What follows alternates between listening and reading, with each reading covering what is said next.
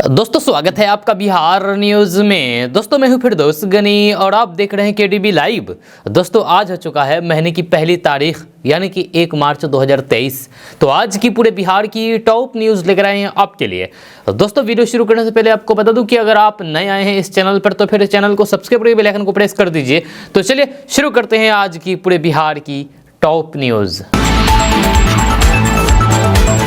दोस्तों आज बिहार न्यूज में सबसे पहले बात करेंगे कि आज बिहार से एक बहुत बड़ी खबर सामने आई है, उसके लिए जो बेरोजगार हैं। जी हां, आपको बता दूं कि बिहार विधानसभा का बजट सत्र शुरू हो गया है और कल बजट भी पेश कर दिया गया है। इस बजट सत्र के दौरान वित्त मंत्री विजय कुमार चौधरी ने कहा है कि बिहार में 10 लाख युवाओं को रोजगार दिया जाएगा। बिहार लोक सेवा आयोग को 49,000 और कर्मचारी चयन आयोग को 2,900 पदों पर भर्ती को लेकर के याचना भेजी जा चुकी है। वही प्रधान शिक्षकों के 40,506 पदों पर नियुक्ति प्रक्रिया जारी है, जबकि 7,360 कंप्यूटर शिक्षकों के पद स्वीकृत किए जा चुके हैं। वहीं बिहार पुलिस में 75,543 और 90,000 शिक्षकों में से 42,000 की नियुक्ति हो गई है, जबकि 522 शिक्षकों की नियुक्ति अभियंत्रण महाविद्यालय में की जा चुकी है। वित्त मंत्री ने बजट सत्र के दौरान स्वरोजगार के लिए अनुदान और फिर ऋण उपलब्ध कराए जाने को लेकर भी जानकारी दी है।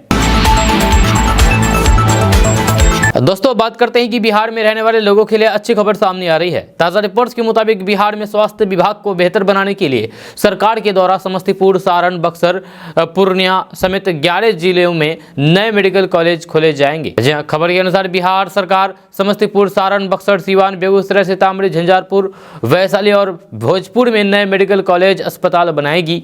वहीं 11 मेडिकल कॉलेज अस्पतालों में से पूर्णिया मेडिकल कॉलेज में इस साल से MBBS की पढ़ाई शुरू होगी। आपको बता दूं कि बिहार में इन नए मेडिकल कॉलेज अस्पताल बनाने को लेकर के तैयारी शुरू हो गई है। जल्द से जल्द बिहार के इन जिलों में मेडिकल कॉलेज अस्पताल बनाए जाएंगे। इन अस्पतालों के निर्माण से इन जिलों के लोगों को काफ़ी ज़्यादा फायदा होगा।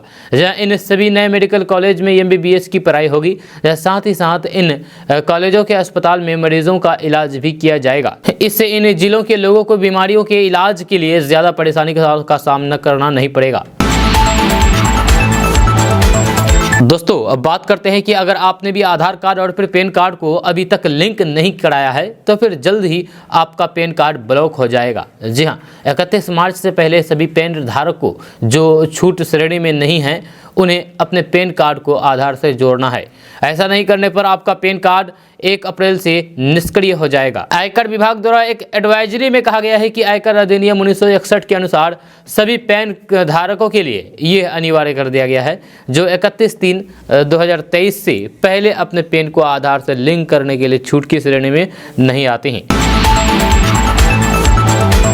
दोस्तों बात करते हैं कि इन दिनों बिहार के अमरजीत जयकार के गाने सोशल मीडिया पर खूब वायरल होते हैं। उनका गाना एक्टर सोनू सूद तक भी पहुंचा और सोनू सूद ने जमकर के तारीफ भी की और मुंबई मिलने भी बुला लिया था। और वायरल बॉय अमरजीत मुंबई पहुंच करके सोनू सूद से मिल भी चुके हैं। आपको बता दूं कि सोनू सूद की फिल्म फतेह में गाना गाने के लिए मुंबई पहुँच चुका है। जब सोनू सूद ने अमरजीत के साथ ट्विटर पर फोटो भी शेयर की है। सोनू ने फोटो शेयर करते हुए लिखा है कि बिहार का नाम ऊंचा करेगा भाई। आपको बता दूं कि अमरजीत जयकार ने मस्ती फिल्म का गाना दिल दे दिया है जान तुम्हें देंगे अपने फेसबुक पर पोस्ट शेयर किया था जो बहुत ही वायरल हुआ, जिसे लोगों ने काफ़ी पसंद भी किया था। जिसके बाद बीते गुरुवार को सोनू सूद ने अमरजीत को फ़ोन करके 27-28 फरवरी को मुंबई बुलाया था। अमरजीत जयकार के बारे में आपको बता दें कि उम्र उसका 25 साल है। वे GMRD कॉलेज मोहनपुर में BSc पार्ट 2 का स्टूडेंट है। उसके पापा और दादा दोनों गाँव में ही सैलून चलाते हैं। अमरजीत ने बताया है कि हम लोगों का यही काम रहा है। मैं पढ़ाई करता था तो फिर लोग मुझे ताने मारते थे।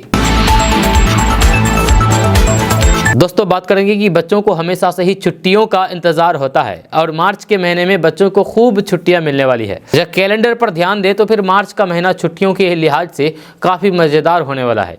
जी हाँ, आज से नए महीने की शुरुआत हो चुकी है। यह सबसे खास बात यह है कि उत्तर भारत के कई राज्यों में ठंड खत्म होने के बाद अब स्कूलों के समय में बदलाव किया जाएगा। यह बोर्ड परीक्षाओं के बीच जहां बच्चे टेंशन में हैं तो फिर वहीं बड़ी संख्या में बच्चे होली को लेकर के उत्साहित भी हैं, क्योंकि इस महीने छुट्टियां भर भर करके मिलने वाली है। यह मार्च के महीने में स्कूली बच्चों को करीब 1 सप्ताह की ज़बरदस्त छुट्टी मिलने वाली है।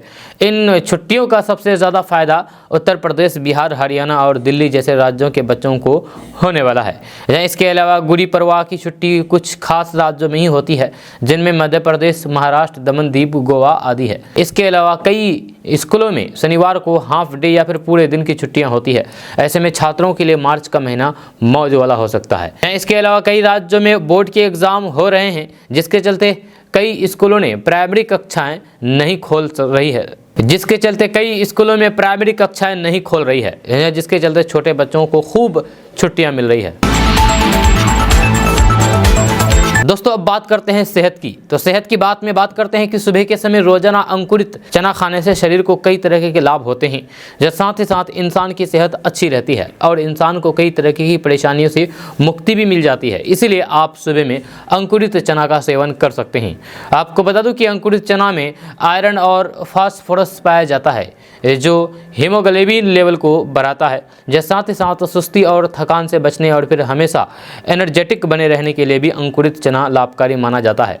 इससे पाचन शक्ति भी बेहतर होती है। रोजाना अगर आप अंकुरित चना खाते हैं तो आपके शरीर में कई तरह के लाभ होंगे, जो हम आपको बताएंगे अभी कि कई तरह के आपको लाभ होंगे अंकुरित चना खाने से। तो बात करते हैं कि दरअसल अंकुरित चना प्रोटीन, मिनरल और विटामिन का अच्छा सोर्स माना जाता है, जो शरीर के एनर्जी को बढ़ाने का काम करता है। अंकुरित चने में आयरन और फास्फोरस पाया जाता है, जो हीमोग्लोबिन के लेवल को बढ़ाता है और खून की कमी को दूर करता है। अंकुरित चने में कैल्शियम, आयरन, मिनरल भी भरपूर होता है, जो शरीर की हड्डियों को मजबूत बनाने का काम करता है। अंकुरित चने में फाइबर की मात्रा भी भरपूर होती है, जो पेट को साफ रखने और फिर पाचन को बेहतर बनाने में मदद करती है। दोस्तों ऑल इंडिया मजलिस-ए-इत्तेहादुल मुस्लिमीन यानी कि AIMIM के अध्यक्ष और तेलंगाना से लोकसभा सदस्य असदुद्दीन ओवैसी ने महाराष्ट्र में मुस्लिम कार्ड चला है और कहा है कि मराठों को रिजर्वेशन देने की बात करते हैं तो फिर मुसलमान को क्यों नहीं, मुसलमानों को भी रिजर्वेशन मिलना चाहिए, आरक्षण मिलना चाहिए। उन्होंने कहा कि महाराष्ट्र में मुसलमानों को भी आरक्षण मिलना चाहिए। AIMIM ने रविवार को ठाणे के मुंब्रा में अपने 2 दिवसीय राष्ट्रीय सम्मेलन में कई प्रस्ताव पारित किए, जिनमें मुसलमानों और फिर दलितों के खिलाफ हिंसा तथा भारत को हिंदू राष्ट्र बनाने की RSS परिवार के कुछ नेताओं की मांग से संबंधित है। जी हां, AIMIM ने अपने 2 दिवसीय राष्ट्रीय सम्मेलन में 16 रेजोल्यूशन को पारित किया है। इस दौरान यूनिफॉर्म सिविल कोड यानी कि UCC को लागू न करने की मांग उठाई गई है, क्योंकि ये आर्टिकल 29 के विरोध में है और संविधान के विरोध है। इस दौरान ओवैसी ने कहा है कि देश भर में हेट क्राइम हो रहा है, इस लिहाज पर लोगों को मारा जा रहा है कि वे मुसलमान है और बैकवर्ड है। इन लोगों ने गौरक्षक को नहीं, दहशतगर्दियों को पैदा किया है। इसके साथ ही ओवैसी ने कहा कि उनकी पार्टी ने हिंदुत्व के नाम पर लोगों की पीट करके हत्या के शिकार लोगों के लिए मुआवजा की मांग की है। इसके साथ ही असदुद्दीन ओवैसी ने मुसलमानों को रिजर्वेशन देने का मुद्दा उठाया है और कहा है कि मुसलमानों को महाराष्ट्र में रिजर्वेशन मिलना चाहिए। मराठों को रिजर्वेशन देने की बात करते हैं तो फिर मुसलमानों को क्यों नहीं। जी हां, उद्धव ठाकरे ने विधानसभा में कहा कि बाबरी मैंने गिराई, यहाँ बैठे सभी लोगों को तकलीफ हुई। असदुद्दीन ओवैसी ने शरद पवार और राहुल गांधी को भी चैलेंज किया है। उन्होंने कहा है कि अगर कांग्रेस में रत्ती भर सेकुलरिज्म जिंदा होती तो फिर आप उद्धव को छोड़ करके चले जाते, जहां आपने उन मुसलमानों को जलील किया है जो देश से प्यार करते हैं। आज शिवसेना सेकुलर हो गई है और सर्टिफिकेट बांट रही है। मैं शरद पवार और फिर राहुल गांधी को चैलेंज करता हूं कि वे बताएं कि शिवसेना सेकुलर है कि नहीं। असदुद्दीन ओवैसी ने आगे कहा है कि औरंगाबाद का नाम बदला गया तो कांग्रेस से कुछ बोलने को कहा तो फिर वो कहते हैं कि नहीं बोलेंगे वरना हिंदू वोट नहीं मिलेगा। बीजेपी राजनीति से मुसलमान को गायब कर चुकी है और अब कांग्रेस भी यही चाहती है। जी हां, राष्ट्रीय सम्मेलन के दौरान असदुद्दीन ओवैसी ने भारतीय जनता पार्टी पर निशाना साधा है और कहा है कि भाजपा ने ऐसे ग्रुप तैयार किए हैं जो दाढ़ी देख करके, टोपी देख करके लोगों को मारते हैं और सोशल मीडिया पर वीडियो वायरल करते हैं। राजस्थान में इन गुंडों, दहशतगर्दियों ने किडनैप किया, मारा पीटा और फिर ये सब हरियाणा सरकार की गाड़ी में होता है। इसके साथ ही असदुद्दीन ओवैसी ने चीन का भी मुद्दा उठाया। उन्होंने कहा है कि वहाँ चीन हमारी सेना में घुसा है, अगर आपका सीना 56 इंच का है तो फिर चीन को गोली मार करके निकलो। लेकिन PM तो फिर चीन से डरते हैं, जब चीन हमारी सीमा में घुसा है, बैठा है। लेकिन PM G20 की मीटिंग में उठ करके चीनी प्रेसिडेंट से मिलते हैं, सवाल पूछते हैं कि क्यों गए मिलने, तो फिर बोलते हैं कि क्या करूं। ये कहना है असदुद्दीन ओवैसी का। दोस्तों बात करते हैं कि अगर आपका अकाउंट भी भारतीय स्टेट बैंक में है यानी कि SBI में है तो फिर ये खबर आपको ध्यान देना चाहिए। इस खबर में हाल के कुछ दिनों में जालसाजों ने लोगों को बेवकूफ़ बना करके उनके बैंक से पैसे निकालने का नया पैंतरा खोज निकाला है। इस नए तरह के फ्रॉड में बहुत से लोग फंस करके अपना पैसा गंवा रहे हैं, इसलिए SBI ने इसके लिए अलर्ट जारी करते हुए लोगों को इस तरह के फ्रॉड से बचने की सलाह दी है। जालसाजों का समूह यानी कि जालसाजों का गिरोह लोगों को एक तरह के सर्वे में भाग लेने के लिए मैसेज कर रहा है और फिर इस सर्वे में जितने पर गिफ्ट कार्ड या फिर नगद इनाम दिए जाने की भी बात कही जा रही है। ऐसे में लोग सर्वे के नाम पर अपने जरूरी डिटेल्स उन्हें दे देते हैं और फिर फ्रॉड के शिकार बन जाते हैं। SBI ने अपने ट्विटर अकाउंट से ट्वीट करके कहा कि ऐसे मैसेज या फिर सर्वे से बचना चाहिए जो आपके पर्सनल डिटेल्स की जानकारी मांगते हो। साथ ही फ्रॉड करने की जानकारी के लिए साइबर क्राइम की रिपोर्ट करने की सलाह दी है। दोस्तों बात करते हैं कि होली का त्यौहार मनाने को लेकर के सीमांचल, मिथिलांचल सहित पूरे बिहार भर के लोगों में दुविधाओं की स्थिति बनी हुई है। कुछ लोग 7 मार्च को तो कुछ लोग 8 मार्च को होली मनाने की सोच रहे थे। ऐसा अलग अलग पंचांगों में दिए गए तिथि और फिर सूर्योदय के समय को लेकर के हुआ है। अंत में उपाहोप को खत्म करने को लेकर के किशनगंज शहर के महावीर मार्ग में स्थित श्री श्री 108 संकट मोचन हनुमान मंदिर परिसर में सोमवार को शहर के पुरोहितों की एक बैठक आयोजित की गई, जिसमें दर्जनों की संख्या में जुटे पुरोहित समाज के लोगों ने हिस्सा लिया और फिर अपने अपने विचार रखे। अंत में सर्वसम्मति से होली का दहन एवं होली रंगोत्सव की तिथि निर्धारित कर दी गई है, जहां पुरोहितों ने 7 मार्च को शाम के 6:06 के शुभ मुहूर्त में होली का दहन एवं 8 मार्च को होली का त्यौहार मनाए जाने का निर्णय लिया है। मौके पर पंडित किशन महाराज ने बताया है कि 7 मार्च को होली का दहन होगा, जब पूर्णिमा संध्या 6:13 तक है। होली का दहन का शुभ मुहूर्त शाम 6 बजे है। पूरे किशनगंज जिले में होली 8 मार्च को मनाया जाएगा। सिर्फ किशनगंज ही नहीं, किशनगंज सहित सीमांचल, मिथिलांचल और पूरे बिहार में। दोस्तों बात करते हैं कि बिहार में अब गर्मी बढ़ने के आसार हैं। मौसम विभाग के अनुसार हवा के रुख में अब बदलाव हो रहा है। इस कारण बिहार में अधिकतम और फिर न्यूनतम तापमान में बढ़ोतरी हो रही है। यहाँ उत्तर दिशा से आने वाली हवा के साथ पश्चिम की शुष्क और फिर गर्म हवा भी आने लगी है। यह समय बीतने के साथ पश्चिम की गर्म हवा जोर पकड़ेगी और फिर वातावरण धीरे धीरे गर्म होगा। फिलहाल बंगाल की खाड़ी में भी बारिश को लेकर के सिस्टम बनने के आसार कम हैं। धरती की सतह सूख रही है। नमी कम हो जाने और फिर गर्म हवा से वातावरण गर्म हो रहा है। दोस्तों बात करते हैं कि बिहार के हज यात्री 10 मार्च तक अपना आवेदन कर सकते हैं हज में जाने के लिए। 21 मई को गया से पहली उड़ान होगी। हज यात्रा 2023 के लिए ऑनलाइन आवेदन जमा करने की अंतिम तिथि 10 मार्च है। ये आवेदन पूर्ण निःशुल्क है। इसकी जानकारी अल्पसंख्यक मामले के मंत्रालय ने एक नोटिस जारी करके दी है। हज यात्रा के लिए वैसे लोग ही आवेदन कर सकते हैं जिन्होंने कोरोना रोधी टीका का दोनों डोज ले लिया हो। आवेदन के साथ इसका प्रमाण पत्र लगाना होगा। आपको बता दूं कि हज मक्का सऊदी अरब के लिए एक इस्लामिक तीर्थ यात्रा है जो मुसलमानों के लिए सबसे पवित्र स्थान है। हज शारीरिक और आर्थिक रूप से सक्षम सभी वयस्क मुसलमानों के लिए एक अनिवार्य धार्मिक कर्तव्य माना जाता है। जहां राज्य कमेटी के अध्यक्ष अब्दुल हक ने बताया है कि हज यात्रियों को लेकर के पहला विमान 21 मई को गया से उड़ान भरेगा। इसको लेकर के बिहार से हज यात्रा पर जाने वाले जायरीन आवेदन में गया हवाई अड्डे का चयन कर सकते हैं। उन्होंने ये भी बताया है कि यदि किसी को पासपोर्ट बनाने या फिर रिन्यूअल करवाने संबंधित कोई भी परेशानी आ रही है तो फिर वे 34 अली इमाम पथ, हार्डिंग रोड, राजबंशी नगर, पटना, बिहार 800001 में स्थित राज्य हज कमेटी के कार्यालय में संपर्क कर सकते हैं। यहां उनकी हर संभव मदद की जाएगी। दोस्तों बात करते हैं कि भारतीय एयरटेल के चेयरमैन सुनील भारती मित्तल ने सोमवार को कहा कि दूरसंचार कारोबार में पूंजी पर रिटर्न बहुत कम मिल रहा है, इसीलिए इस साल के मध्य में कंपनी टैरिफ यानी कॉल दर में वृद्धि कर सकती है। यानी कि अगर आप एयरटेल का सिम चलाते हैं अपने मोबाइल में तो आपको अब और ज़्यादा रिचार्ज करना पड़ेगा, क्योंकि अब कॉल्स और इंटरनेट महंगा होने वाला है। मोबाइल वर्ल्ड कांग्रेस में एक सवाल का जवाब देते हुए मित्तल ने कहा है कि कंपनी की बैलेंस शीट अच्छी है और उसे ज़्यादा पूंजी जुटाने की ज़रूरत नहीं है। मित्तल ने कहा है कि कंपनी में बहुत ज़्यादा पूंजी डाली गई है जिसने बैलेंस शीट को मजबूत बनाया है, लेकिन इस उद्योग में लागत पर रिटर्न बहुत कम मिलता है। इसे बदलने की ज़रूरत है। हम छोटे तौर पर शुल्क वृद्धि करने जा रहे हैं जो भारतीय टैरिफ को सही स्थिति में लाने के लिए आवश्यक है। मुझे उम्मीद है कि इस साल के मध्य तक ये वृद्धि हो सकती है। समाज के सबसे निचले पायदान पर रहने वाले लोगों पर इस वृद्धि के प्रभाव के बारे में पूछे जाने पर उन्होंने कहा है कि लोगों द्वारा अन्य चीज़ों पर किए जा रहे खर्च की तुलना में बढ़ोतरी कम है। उन्होंने कहा कि कर्मचारियों के वेतन बढ़ गए हैं, किराए बढ़ गए हैं, किसी को कोई शिकायत नहीं है। लोग लगभग ना के बराबर भुगतान करके 30 GB का इस्तेमाल कर रहे हैं। दोस्तों बात करते हैं कि बिहार के वित्त मंत्री विजय चौधरी ने मंगलवार को बिहार विधानमंडल के बजट सत्र के दूसरे दिन वित्तीय वर्ष 2023-24 का बजट पेश किया।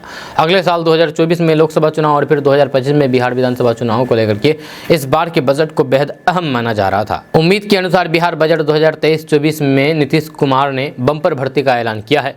लोक सेवा परीक्षा की तैयारी कर रही महिला अभ्यर्थियों को भी सरकार ने तोहफा दिया है। रोजगार और महिला सशक्तिकरण पर नीतीश सरकार ने विशेष ध्यान दिया है। नीतीश सरकार ने बजट में केंद्र से बिहार को विशेष राज्य का दर्जा देने की मांग की है। तो आइए जानते हैं बिहार बजट 2023-24 के लिए नीतीश सरकार द्वारा 10 प्रमुख ऐलान। या 10 प्रमुख में कौन कौन सा ऐलान किया गया है, तो उसमें से सबसे पहला ऐलान के बारे में बात करें तो पहला है कि बजट में रोजगार को प्राथमिकता दी गई है। वित्त मंत्री ने कहा है कि युवा शक्ति बिहार की शक्ति है। जहां बिहार में 32% आबादी युवाओं की है, सरकार की 10 लाख युवाओं को रोजगार देने की योजना है। बिहार के विभिन्न पदों और फिर सेवाओं के लिए बिहार लोक सेवा आयोग में लगभग 50,000 नौजवानों को नौकरी मिलेगी। कर्मचारी चयन आयोग से लगभग 2900 नौजवानों को जॉब मिलेगा। पर दूसरे नंबर पर बात करें तो दूसरे नंबर में विजय कुमार चौधरी ने कहा है कि बिहार पुलिस में 75,543 के विभिन्न पदों पर भर्ती के लिए स्वीकृति दी गई है।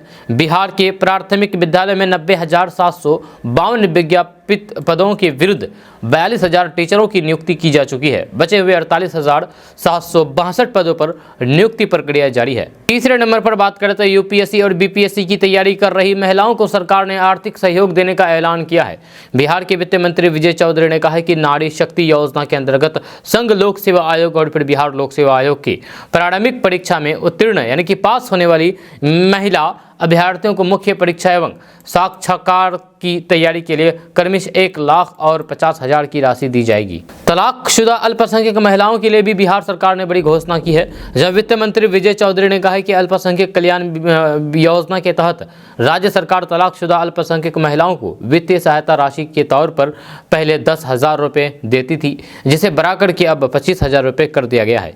ये राशि जीवन में एक बार ही दी जाती है। वित्त मंत्री विजय कुमार चौधरी के अनुसार बिहार सरकार 21 सदर अस्पतालों को मॉडल अस्पताल में बदलने की योजना पर काम कर रही है। 9 जिलों में मेडिकल कॉलेज का भी ऐलान किया गया है। छठे नंबर पर बात करें तो विजय कुमार चौधरी ने कहा है कि हर खेत तक सिंचाई का पानी एवं स्वच्छ गांव समृद्ध गांव को कृषि एवं ग्रामीण विकास के रूप में साल 2023-24 के बजट में प्राथमिकता दी गई है। ग्रामीण अर्थव्यवस्था को सुदृढ़ करने, किसानों को खुशहाल बनाने और ग्रामीण जीवन को सुविधाजनक और सुगम बनाने की दिशा में राज्य सरकार लगातार प्रयासरत है। 7वें नंबर पर बात करें तो साल 2023-24 में ग्रामीण अर्थव्यवस्था पर फोकस किया गया है। मखाना एवं मधु के लिए एक्सीलेंस सेंटर बनाए जाएंगे ताकि उत्पाद बढ़े और बाजार मिले। 8वें नंबर पर बात करें तो शहरी क्षेत्र में विभिन्न स्तर के आयोजन के लिए नए भवन के रूप में सभी नगर निकायों में सम्राट अशोक भवन का निर्माण कराया जाएगा। बस स्टैंड बनाने की भी योजना है। जहां व्यक्तिगत शौचालय को लेकर के क्लस्टर शौचालय, शहरी गरीबों के बहुमंजिला मकान, सभी शहरों और महत्वपूर्ण नदी घाटों पर सौदागृह मोक्ष धाम का निर्माण कराया जा रहा है। 9वें नंबर पर बात करते हैं वित्तीय वर्ष 2023-24 के लिए बिहार बजट का आकार बढ़ा है। जहां इस बजट का आकार 2022-23 में 2,37,651 करोड़ रुपए के विरुद्ध इस साल 2,61,885 करोड़ रुपए हो गया है। 10वें नंबर पर बात करें तो वित्त मंत्री विजय कुमार चौधरी ने अपने बजट भाषण में जातिगत जनगणना का भी जिक्र किया है। वित्त मंत्री ने कहा है कि इस जनगणना को लेकर के हाउस लिस्टिंग का प्रथम चरण का काम 21 जनवरी 2023 को पूरा कर लिया गया है और द्वितीय चरण भी निर्धारित संपूर्ण समय में पूर्ण करने का लक्ष्य है। जातिगत जनगणना के तहत जातियों की जनगणना और फिर आर्थिक स्थिति का आकलन कराया जाएगा। जाति आधारित जनगणना का प्रस्ताव सदन के पास कराया गया था। दोस्तों बात करते हैं कि बिहार के पूर्व मंत्री अजित कुमार बीजेपी में शामिल हो गए हैं। जी हाँ, वहीं पूर्व मेयर समेत हजारों लोगों ने बीजेपी का दामन थाम लिया है। मुजफ्फरपुर में आयोजित भाजपा मिलन समारोह में भारी संख्या में लोगों ने बीजेपी की सदस्यता ग्रहण की है। भाजपा के मिलन समारोह में रंगारंग कार्यक्रम का भी आयोजन हुआ। इस दौरान भोजपुरी गानों पर कार्यकर्ताओं ने जमकर के ठुमके लगाए। इस कार्यक्रम में बिहार सरकार के पूर्व मंत्री रहे अजित कुमार, शहर के पूर्व महापौर सुरेश कुमार और गायघाट से जदयू के सक्रिय नेता अशोक सिंह ने अपने हजारों कार्यकर्ताओं के साथ भाजपा की सदस्यता ली है। आपको बता दूं कि इस कार्यक्रम में मंत्री नित्यानंद राय, प्रदेश अध्यक्ष संजय जायसवाल, पूर्व मंत्री औराई विधायक रामसूरत राय, भाजपा जिला अध्यक्ष सहित कई भाजपा के विधायक और फिर कई बीजेपी नेता मौजूद थे। इस मौके पर केंद्रीय गृह राज्य मंत्री नित्यानंद राय ने कहा कि 2024 में भाजपा का सुपड़ा साफ हो जाएगा। जब वहीं भाजपा प्रदेश अध्यक्ष संजय जायसवाल ने नीतीश सरकार पर जमकर के हमला बोला है। जैसे साथ उन्होंने कहा कि इन सभी के भाजपा में शामिल होने से भाजपा को और मजबूती प्रदान हुई है। जैसे साथ ही बीजेपी का हाथ थामने के साथ पूर्व मंत्री अजित कुमार ने कहा कि अपने हजारों समर्थकों के साथ बीजेपी ज्वाइन की है। आगे की रणनीति पर पार्टी के आलाकमान के साथ चर्चा होगी। दोस्तों, बात करते हैं कि बिहार विधानसभा में कल बीजेपी के विधायकों ने जमकर के हंगामा किया है। जब विधानसभा की कार्रवाई शुरू होते ही बीजेपी विधायक वेल में पहुंच गए। भाजपा विधायक हत्या के आरोपी मंत्री इसराइल मंसूरी और सेना के खिलाफ बयान देने वाले मंत्री सुरेंद्र यादव के खिलाफ कार्रवाई की मांग कर रहे थे। यह सरकार ने बीजेपी विधायकों की मांग खारिज कर दी। हंगामे के बीच विधानसभा अध्यक्ष सदन की कार्रवाई चलाते रहे। हंगामे के काफी देर बाद नीतीश कुमार ने कहा कि उन्होंने पुलिस अधिकारियों को इस मामले को देखने का आदेश दिए हैं। जहां मंगलवार को विधानसभा की कार्रवाई शुरू होते ही भाजपा के विधायक वेल में आ गए और नारेबाजी शुरू कर दी। उनका आरोप था कि सरकार हत्या के आरोपी मंत्री इसराइल मंसूरी के साथ साथ सेना के खिलाफ बेहद आपत्तिजनक बयान देने वाले मंत्री सुरेंद्र यादव को बचा रही है। और दोस्तों, बात करते हैं कि अगर आप भी शुगर और ब्लड प्रेशर के उन लाखों मरीजों में से एक हैं जिन्हें महंगी दवाइयों का सेवन करना पड़ता है, तो फिर आपके लिए सरकार की ओर से अच्छी खबर आई है। जब सरकार की दवा नियामक एजेंसी NPPA ने इन जटिल बीमारियों से पीड़ित लोगों को राहत देने के लिए इनके इलाज में काम आने वाली 74 दवाओं की कीमतों को तय कर दिया है। इसके अलावा मिर्गी के इलाज में काम आने वाली 80 दवाओं की कीमतें भी अब तय कर दी गई है। यह दवाओं की कीमतों के नियामक NPPA ने सोमवार को कहा कि उसने मधुमेह और उच्च रक्तचाप के इलाज की दवाओं समेत 74 दवाओं का खुदरा मूल्य तय कर दिया है। दोस्तों, बात करते हैं कि बिहार में सत्तारूढ़ महागठबंधन किसान के मुद्दे पर अभी तक RJD के विधायक और फिर पूर्व कृषि मंत्री सुधाकर सिंह से ही परेशान थी। अब उन्हें भारतीय किसान यूनियन के राष्ट्रीय प्रवक्ता राकेश टिकैत का भी साथ मिल गया है। राकेश टिकैत भी किसान आंदोलन को धार देकर के अपना पांव बिहार में जमाने की जुगत में है। राकेश टिकैत बिहार में कृषि मंडी व्यवस्था की मांग पुरजोर तरीके से उठा रहे हैं। वही मुआवजे की मांग कर रहे किसानों के साथ भी कंधे से कंधा मिलाकर के खड़े हैं। दरअसल राकेश टिकैत जब दिल्ली की सीमा पर कृषि बिल वापस लेने की मांग को लेकर के किसान आंदोलन कर रहे थे, तब उन्होंने बिहार के किसानों से भी इस आंदोलन में साथ आने की अपील की थी। कई किसान नेता भी यहां आए थे, लेकिन यहां के किसान ने उस आंदोलन में दिलचस्पी नहीं ली थी। राकेश टिकैत अब बिहार में किसानों को एकजुट करके आंदोलन करने के लिए जमीन तैयार करते हुए नजर आ रहे हैं। पिछले 2 दिनों से वे कैमूर में किसानों की महापंचायत की है। किसानों के शोषण के विरोध में राष्ट्रीय किसान नेता राकेश टिकैत के नेतृत्व में रविवार को सारण जिला समाहरणालय पर किसान मजदूर महापंचायत का आयोजन हुआ, जिसमें हजारों की संख्या में किसान पहुंचे। इस मौके पर राकेश टिकैत ने कहा कि कोई भी राजनीतिक दल किसान का हितैषी नहीं, किसानों की जमीन छीनने का षड्यंत्र रचा जा रहा है। जहाँ किसानों की फसल अब सड़क पर नहीं बिकेगी। बिहार में अविलंब मंडी कानून बहाली सहित किसानों मजदूरों की समस्या के समाधान के लिए बिहार के प्रत्येक जिले में आंदोलन चलाया जाएगा। अक्टूबर माह के बाद पटना के गांधी मैदान में आंदोलन का शंखनाद होगा। भूमि अधिग्रहण के नाम पर किसानों की जमीन छीनने का प्रयास किया जा रहा है। किसान नेता राकेश टिकैत ने कहा है कि जिस दिन किसान अपनी फसल की उचित कीमत के लिए सरकारी दफ्तरों में फसल बेचना की शुरुआत कर देंगे, वहीं से आंदोलन की शुरुआत हो जाएगी। दोस्तों बात करते हैं कि बिहार के पूर्व मुख्यमंत्री और हिंदुस्तानी युवा मोर्चा के प्रमुख जीतन राम मांझी ने कहा है कि मैं अपनी मां की कसम खा करके कहता हूं कि नीतीश कुमार का साथ कभी भी नहीं छोड़ूंगा। उन्होंने कहा कि विधायकों की शिकायत पर अधिकारी के खिलाफ कार्रवाई भी नहीं होती है। सोमवार को महागठबंधन विधानमंडल दल की बैठक में जीतन राम मांझी ने ये बातें कही है। आपको बता दूं कि जीतन राम मांझी को ये बात इसीलिए कहनी पड़ी है क्योंकि पिछले दिनों नीतीश कुमार ने पूर्णिया की रैली में कहा था कि आजकल जीतन राम मांझी पर बीजेपी की नजर है। बैठक के बाद जीतन राम मांझी ने मीडिया से बात करते हुए कहा कि जहां नीतीश रहेंगे वहां हम रहेंगे, जहां कहीं जाने का सवाल ही पैदा नहीं होता है। मैं गरीब हो सकता हूं लेकिन गरीब लोग एहसास वापस करने के लिए सब कुछ कुर्बान कर देते हैं। नीतीश ने मुझे मुख्यमंत्री बनाया, सम्मान दिया, मैं और मेरा परिवार इसे नहीं भूलेगा। फिर चाहे नीतीश कुमार गलत गठबंधन में ही क्यों ना रहे, फिलहाल मेरा कहीं जाने का कोई भी सवाल ही नहीं है। आपको बता दूं कि नीतीश कुमार ने शनिवार को बिहार की पूर्णिया में महागठबंधन की रैली में भाजपा और फिर प्रधानमंत्री नरेंद्र मोदी पर जमकर के निशाना साधा था। उन्होंने कहा कि अगर हम एकजुट हुए तो फिर हम बीजेपी को 100 से भी कम सीटों पर सिमट देंगे। नीतीश कुमार ने जीतन राम मांझी पर के पक्ष बदलने पर भी संदेह जताया था। दरअसल जीतन राम मांझी ने पूर्णिया रैली से पहले बयान दिया था कि उनका बेटा बाकी सीएम उम्मीदवार से काफी ज्यादा पढ़ा लिखा है जिनको मुख्यमंत्री बनाने की बात की जा रही है। मेरा बेटा उनको बैठा करके पढ़ा सकता है। जीतन राम मांझी के इस बयान के बाद से पूर्णिया रैली में नीतीश कुमार ने खुले मंच से बीजेपी की ओर इशारा करते हुए कहा कि अब जीतन राम मांझी पर सबकी नज़र लगी हुई है। जीतन राम मांझी यहाँ से कहे जाएंगे, हम ही लोग आगे बढ़वा देंगे। दोस्तों बात करते हैं कि जदयू से अलग होकर के अपनी नई पार्टी बनाने वाले उपेंद्र कुशवाहा मंगलवार से विरासत बचाओ नमन यात्रा शुरू कर दी है। पश्चिमी चंपारण के भितिहरवा में से यात्रा की शुरुआत की है, जिसका समापन 6 मार्च को सिवान में होगा। इस यात्रा के दूसरे चरण की शुरुआत 15 मार्च को पटना से होगी और समापन 20 मार्च को अरवल में होगा। हालांकि देखा जाए तो फिर जिस तरीके से यात्रा का नामकरण किया गया है उससे साफ है कि वे नीतीश कुमार के खिलाफ मोर्चा खोल रहे हैं। यात्रा के तहत विरासत बचाने की बात करेंगे।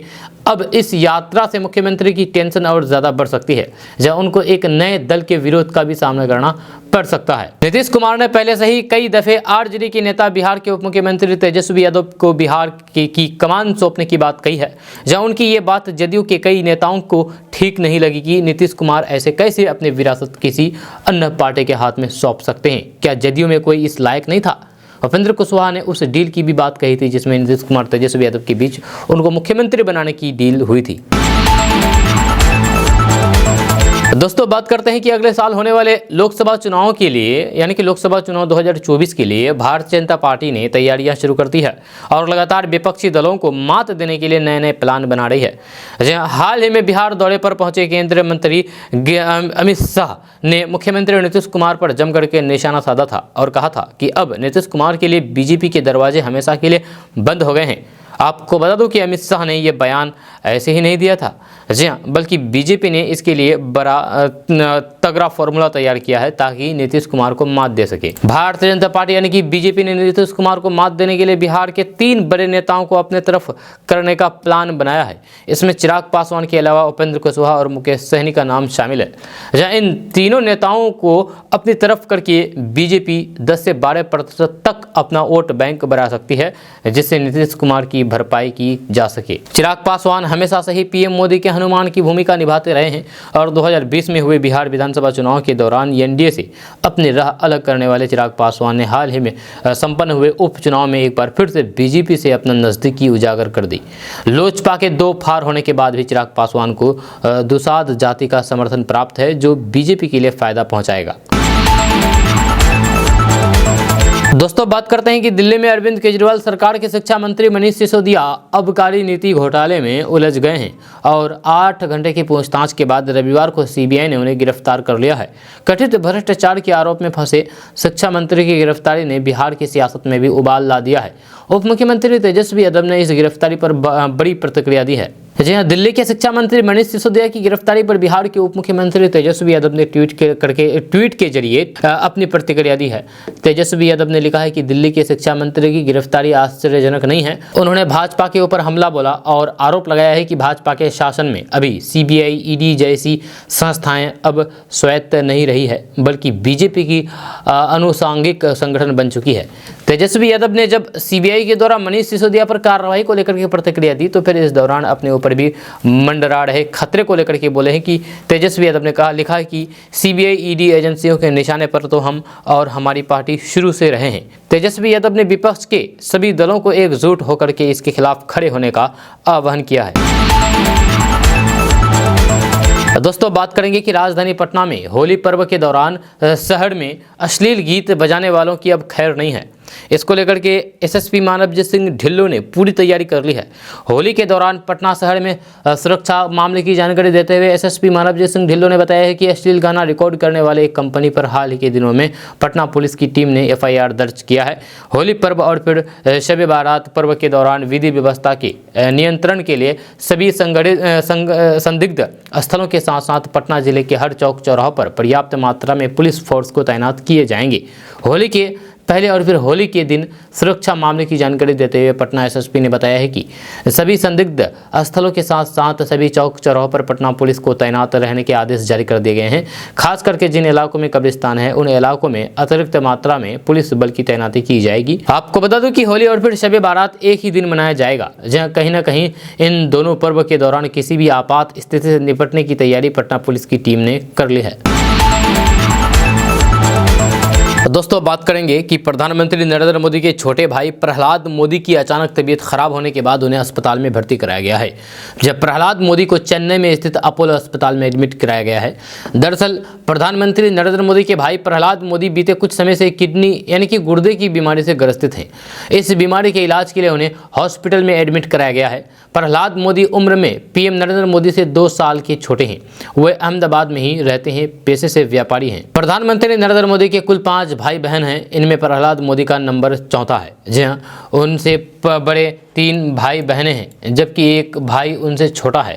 प्रहलाद मोदी अहमदाबाद में ही किराने की दुकान चलाते हैं। बताया जाता है कि प्रहलाद मोदी का एक टायर का शोरूम भी है। हालांकि बीते कुछ सालों से वे किडनी की समस्या से जूझ रहे हैं।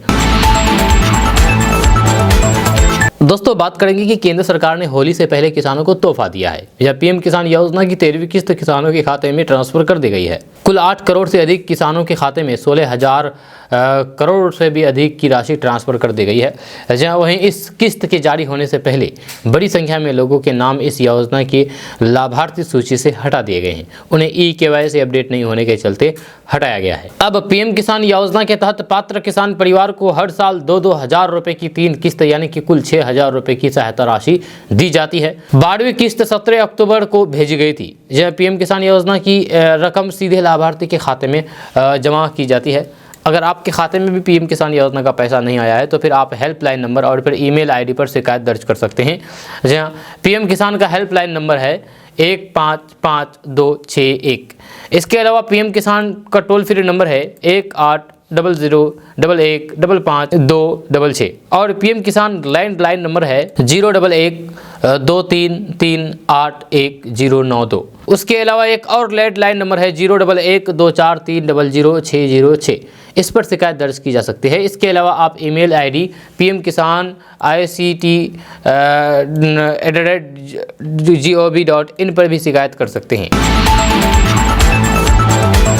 दोस्तों, अब बात करेंगे कि बिहार सरकार में पर्यावरण मंत्री और लालू प्रसाद यादव के बड़े पुत्र तेज प्रताप यादव साइकिल से अपने दफ्तर जाने की शुरुआत कर चुके हैं। कई बार तेज प्रताप यादव साइकिल से सफर करते हुए देखे जा चुके हैं। इस वक्त सोशल मीडिया पर एक वीडियो वायरल हो रहा है जिसमें तेज प्रताप यादव साइकिल से ऑफिस जा रहे हैं और पत्रकार उनके पीछे पीछे दौड़ रहे हैं।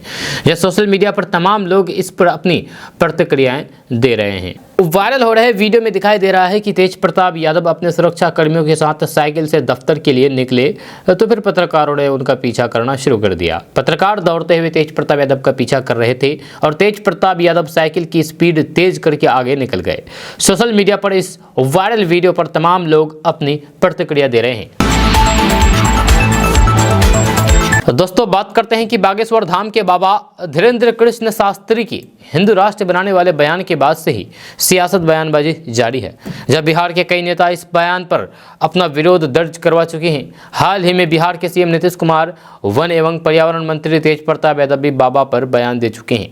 अब बिहार के ही एक नेता जाप सुप्रीमो पप्पू यादव ने धीरेन्द्र कृष्ण शास्त्री पर हमला बोला है। जन अधिकार पार्टी के राष्ट्रीय अध्यक्ष पप्पू यादव ने धीरेन्द्र कृष्ण शास्त्री की तुलना आसाराम बापू, गुरमीत राम रहीम सिंह जैसे लोगों से कर दी है। उन्होंने कहा कि ये आसाराम राम रहीम से भी आगे निकल जाएंगे। लगभग सभी बाबा गलत ही होते हैं। महिलाओं, बेटी बच्चों को दूर रखना चाहिए। बाबा टाइप के लोगों को जेल में बंद कर देना चाहिए, नहीं तो फिर इंसानियत खत्म हो जाएगी। दोस्तों बात करेंगे कि लैंड फॉर जॉब मामले में समन मिलने के बाद पूर्व मुख्यमंत्री राबड़ी देवी ने मंगलवार को केंद्र की मोदी सरकार पर जमकर के हमला बोला है। उन्होंने कहा कि मोदी सरकार के इशारों पर केंद्रीय एजेंसियों द्वारा उनके परिवार के लोगों को इसलिए समन जारी किया है क्योंकि वे लोग बिहार में लालू से डर रहे हैं, इसीलिए परेशान कर रहे हैं। उन्होंने कहा कि 30 साल से हमें परेशान किया जा रहा है, हम झेल रहे हैं और फिर आगे भी झेलेंगे। वे हमें बांधना चाहते हैं, हम बांधने और फिर डरने वाले नहीं हैं। दरअसल लैंड फॉर जॉब यानी कि जमीन के बदले नौकरी देने के मामले में एक बार फिर से राजद सुप्रीमो लालू प्रसाद यादव की मुश्किलें बढ़ गई है। दिल्ली के साउथ एवेन्यू कोर्ट ने पूर्व रेल मंत्री और बिहार के पूर्व मुख्यमंत्री राबड़ी देवी और फिर उनकी बेटी मीसा भारती को समन जारी किया है।